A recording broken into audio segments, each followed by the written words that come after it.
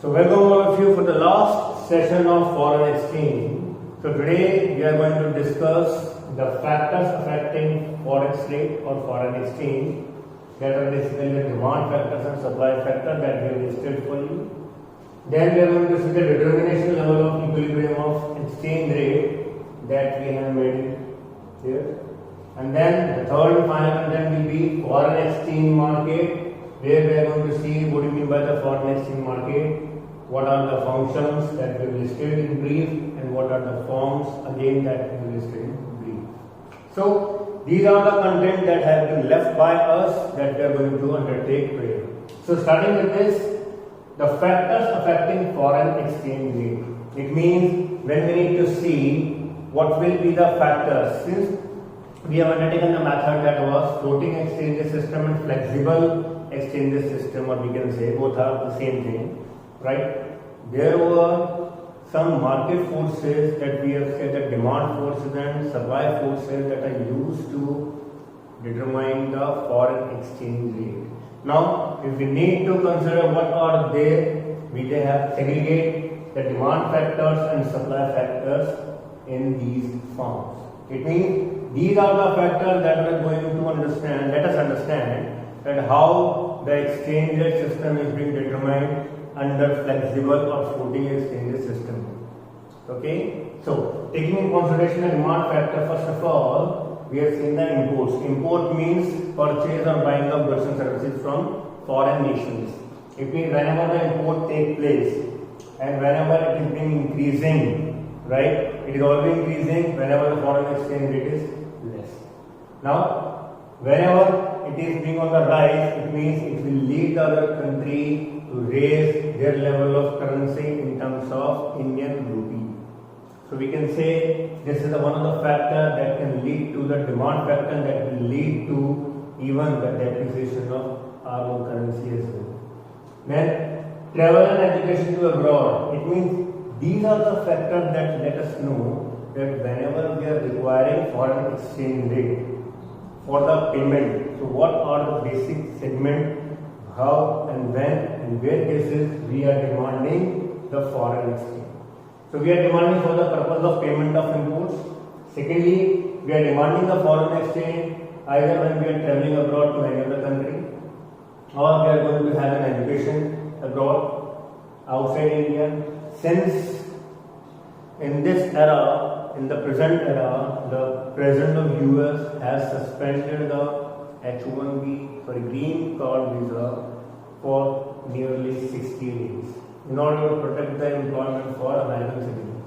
So again we say, if we are going for education abroad, right now it is very difficult and tough for us when the lockdown is going on. But before the lockdown, several students of our India used to go abroad for the education purposes. Several people used to travel for the tourism purposes abroad in various countries. So they need foreign exchange. So here again there is a demand factor for foreign exchange.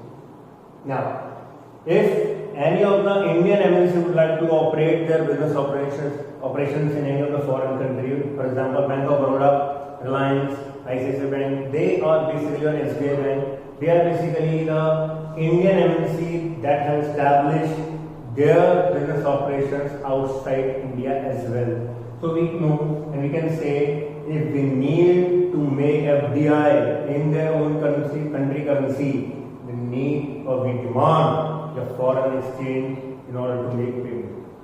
Okay? So if we need to make FDI or if we need to make portfolio investment, basically the difference between them is FDI is basically made in order to acquire the ownership in the form of land or fixed assets. Whereas portfolio investment does not require the ownership, rather it used to make an investment in shares and securities, or we can say in the share market of that country. As a FIIs means foreign institutional investors. So for making FDI or FPI in any of the foreign nations, we need or we demand foreigners. Then, if unilateral payments made abroad, it means if someone is required the money.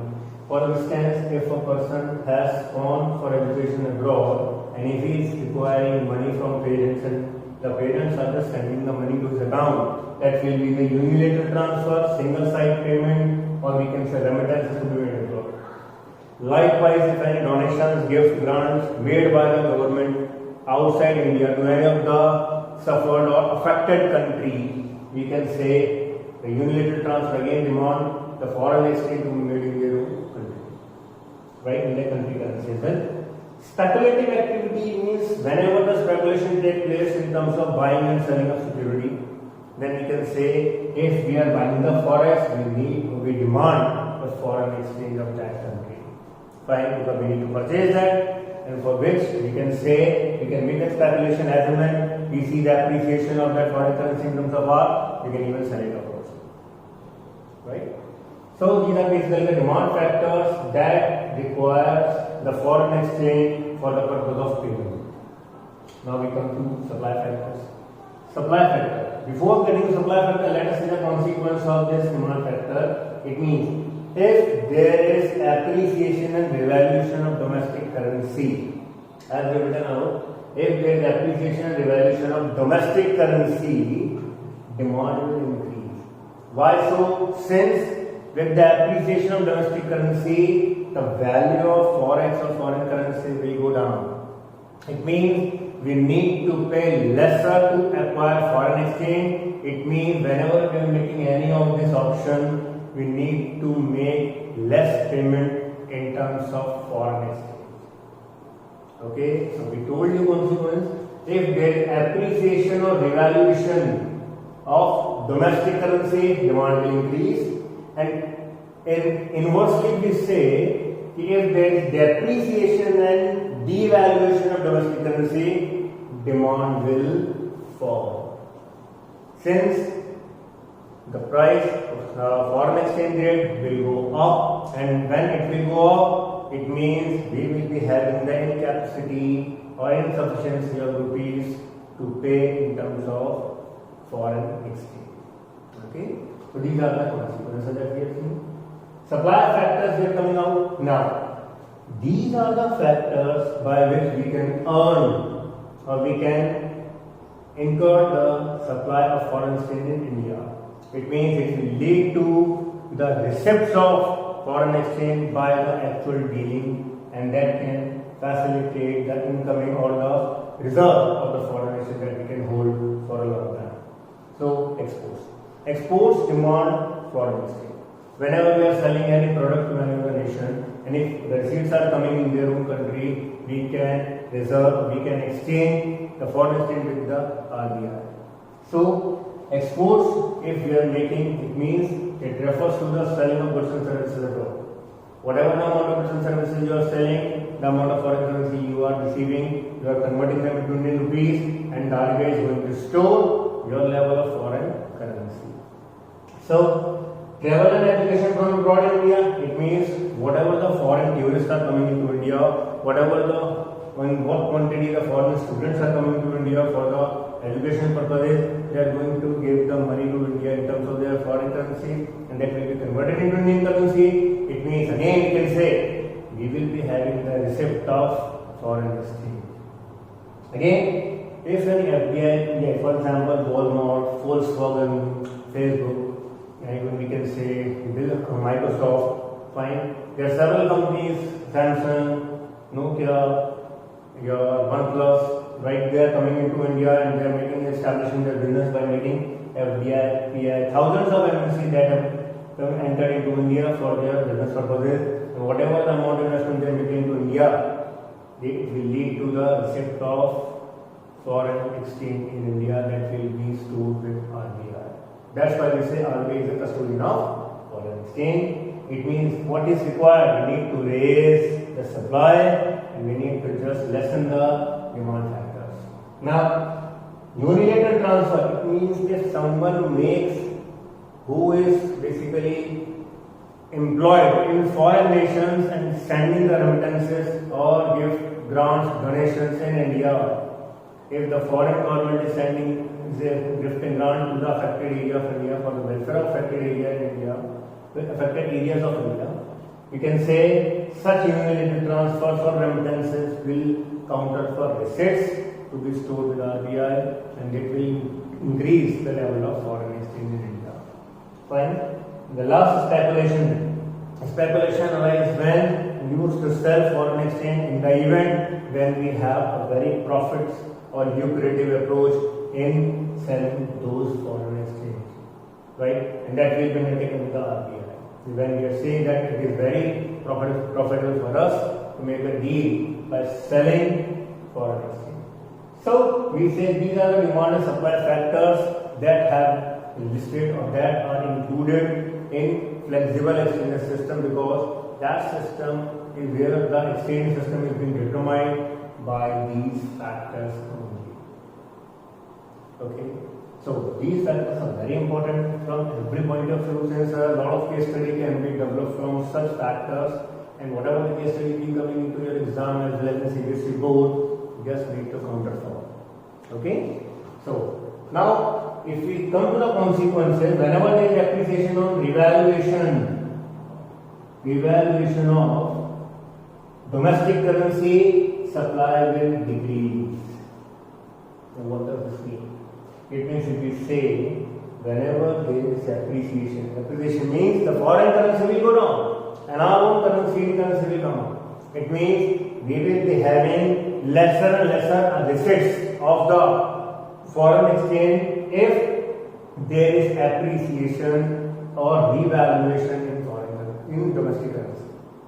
Since we will be availing a very lesser amount of foreign exchange if we are selling the goods outside, or if the person is traveling from outside into India, it means they will be having lesser amount. It means they won't be able to travel much in India, right? It means we can say the education will be very cheap in India. It will lead to what is we can say. Education will be more costly. Traveling will be more costly even for the foreign nations. It means they will be making their efforts to more or less, right, not to travel or increase the tourism and education in India. So these are the factors. If they will be reduced, if the appreciation will be there, since we will be receiving lesser and lesser amount of foreign exchange whenever there will be appreciation in domestic currency. This is the main conclusion. Fine. So these are the supply factors, these are the demand factors. Coming to the determination of equilibrium level foreign exchange, we can say. So in respect to determination of equilibrium level foreign exchange, we say the equilibrium level of foreign exchange is determined by the intersection of demand and supply of foreign exchange. See, we have seen the demand factors also, supply factors also. When these factors, or we can say the demand of foreign exchange and supply of foreign exchange intersect at a point that is E, at a rate that is R, at a quantity that is Q, we can say the equilibrium level of foreign exchange is achieved. Right? Now, if we come to this, we can have the graph that it is the demand and supply intersecting, giving the point E as an equilibrium point. Now, if we say above this equilibrium point, this above point indicates the depreciation in foreign currency, whereas the point below equilibrium point indicates the appreciation in domestic currency. If there will be appreciation in domestic currency, the rate of foreign exchange will fall. Say we can have from R to R1. When there will be depreciation in domestic currency, the foreign currency will increase, say from R to R2. Okay? So we can say the section, the area above equilibrium level will be depreciation area or devaluation area. The area below the equilibrium area will be the area of appreciation of domestic currency, since the rate will fall of foreign exchange. Now, see what is happening? We have certain cases also. If we come to a case that is, say, this is foreign exchange, it is quantity of foreign exchange. If the foreign exchange rate is at equilibrium where demand is equal to supply at point E. Now, for instance, we say by importing more, by traveling and education more, by making FDI more, if there is an increase in demand, say from D to D1, due to factors of demand, what will happen to the rate when the rate was at R? It means in order to cope up with the equilibrium will be at higher price, say at higher rate R1, and at higher quantity, say Q1. It means we can say a new equilibrium will be at higher point E1 where supply remains constant. It means if we are constituting only the demand factors, if we say there is a demand of foreign exchange arises due to demand factors, it means we will be needing more of foreign exchange. What will happen? The country will start appreciating their own currency in terms of R, and consequently our country currency will be depreciated, and therefore the new equilibrium point of foreign exchange will be established at higher point. At E1, at higher quantity, Q1, at higher rate, R1. Get it? Now, similarly, we have one more thing. This was due to the rising demand factor. Now, if we again make an equilibrium of foreign exchange, we say where equilibrium has been met by the intersection of demand and supply of foreign exchange. This is Y, this is X, 0, rate and quantity. Now, if we say due to the increase in supply factor, it means if our own country, India, started exporting more, right, inviting more people to travel into India or education in India, increasing FDI to be made in India, unit transfer receiving more, we can say leaving the demand constant. If there is an increase in supply, as we say, due to the supply factors, S will be raised from S to S1. Now, what will be in this case? More and more supply will lead to the appreciation of our own currency. An appreciation of our own currency will lead to the fall in rate from R to R1. That will happen only when we will be having more supply. It means consequently, as I told you that this is the area of appreciation, the new equilibrium point will be achieved at lower rate but at higher quantity. Since we are the recipient of more of foreign exchange, the quantity will be more, and when we are receiving more, we can receive in our own terms, and the government or the market forces can lead to reduce the foreign exchange rate, right? So it can lead to the appreciation of our own currency and depreciate the foreign exchange, and that will be the new equilibrium point E1 at lower rate R. Right? So these are some of the basic extreme cases when what will happen when there will be increase in demand, what will happen when there will be increase in supply. So these are the two cases that we have taken with you. This is the determination of equilibrium level of foreign exchange. Now, we are coming to foreign exchange market. So, foreign exchange market, as we say, it is the marketplace where the foreign exchange are being dealt. It means when the buying and selling of foreign currency with respect to all such demand and supply factor undertakes, right? Or we can say when all the transaction in respect to demand and supply takes place and the currency is being purchased and sold, right? With own country, with the other country, we can say the place will be termed as foreign exchange market. Okay? So we say foreign exchange market is the place where there is an exchange of currencies take place whenever there are the transactions related to the demand and supply factors, and we have taken with you. So, we have following functions in foreign exchange market. First, transfer. Transfer function refers to the transfer of foreign exchange from our own country to another country, from outside country or from rest of the world to India. So it is basically the transfer of foreign exchange between the countries. Credit function refers to whenever the payment cannot be made instantly or to be made in some future course of time. It means in this function the payment or the exchange of foreign currency is being delayed to some future time.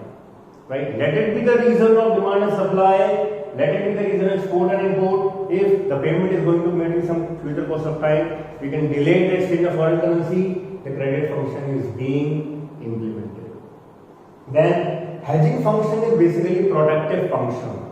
See student, right now we say if $1 is equal to say 76.4 rupees at present.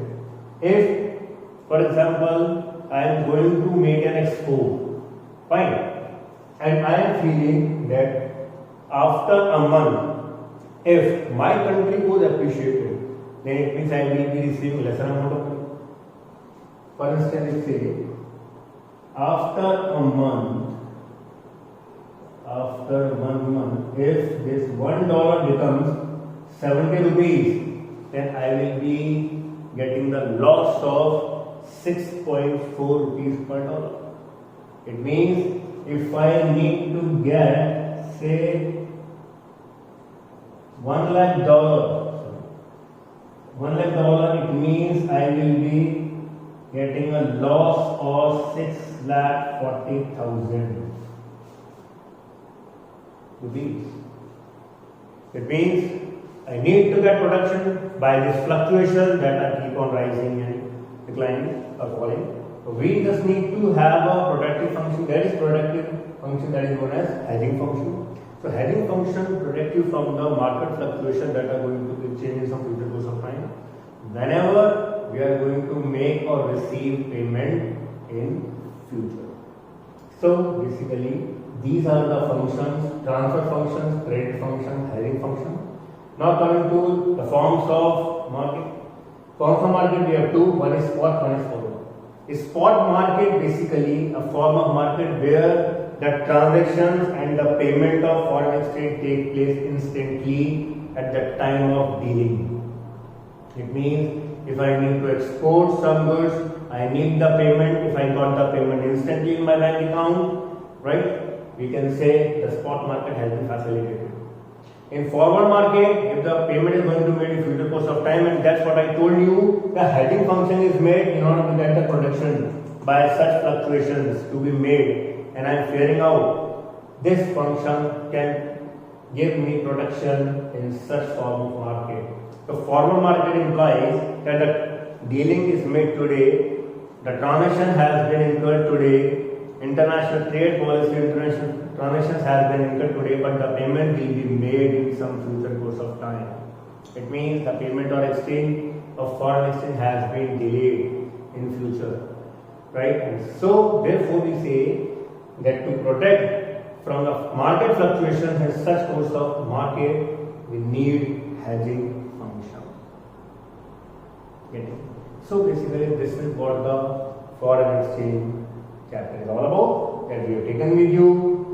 I wish and I am expecting students this chapter is of a good knowledge source of you, right? The next chapter and the last chapter of this macroeconomics will be balance of payment that we are going to take in the next session. Till then, thank you so much students for joining with us. Stay safe, stay healthy, stay happy. Thank you.